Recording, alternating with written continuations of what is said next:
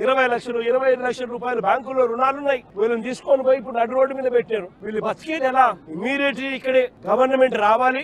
వీళ్ళకి సంబంధించిన లోన్లన్నీ కూడా గవర్నమెంట్ తన రెస్పాన్సిబిలిటీ కింద గవర్నమెంటే కట్టేట్టుగా తీసుకోవాలి. నష్టపోయిన వీళ్ళందరికీ కూడా ఇక్కడే స్థలాలు ఇస్తారా, లేకపోతే ఇలాంటి స్థలమే ఇంకో చోట ఇచ్చి ఇంకో ఇల్లు కట్టించి వీళ్ళకి న్యాయం చేస్తారా అన్నది గవర్నమెంట్ డిసైడ్ చేసుకోవాలి. చంద్రబాబు నాయుడు గారు గట్టిగా ఒకటే చెప్తా ఉన్నా, అయ్యా చంద్రబాబు, నువ్వు గన ఈ కార్యక్రమం చేయకపోతే రేపొద్దున మా ప్రభుత్వం వచ్చిన తర్వాత, వైఎస్ఆర్సీపీ ప్రభుత్వం వచ్చిన తర్వాత ఖచ్చితంగా చెప్తా ఉన్నాను, ఇదే ఎంక్వైరీ మేమేస్తాం. మిమ్మల్ని కోర్టు ముందర దోషులుగా నిలబెట్టడమే కాకుండా వీళ్ళందరికీ కూడా, బాధితులందరికీ కూడా కంటికి రెప్పలా మేమంతా కూడా కాపాడుకుంటూ, వీళ్ళందరూ కూడా ఎవరైతే నష్టపోయినారో ప్రతి ఒక్కరికి కూడా ఆ నష్టంలో ప్రభుత్వం భాగస్వామ్యమై వీళ్ళందరికీ తోడుగా ఉంటుందని చెప్పి బాధితుల తరఫున మీ జగనన్న మాటిస్తా ఉన్నాడు అని చెప్పి ప్రతి బాధితుడికి కూడా నేను చెప్తా ఉన్నాను. కేసుకి సంబంధించి అన్ని రకాల సపోర్ట్ కూడా వైఎస్ఆర్సీపీ తరఫున న్యాయానికి సంబంధించిన సుప్రీంకోర్టులో కానీ హైకోర్టులో కానీ వీళ్ళ తరఫున ఆర్గ్యూ చేసే దానికోసం లాయర్ల దగ్గర నుంచి ప్రతి ఒక్కరికి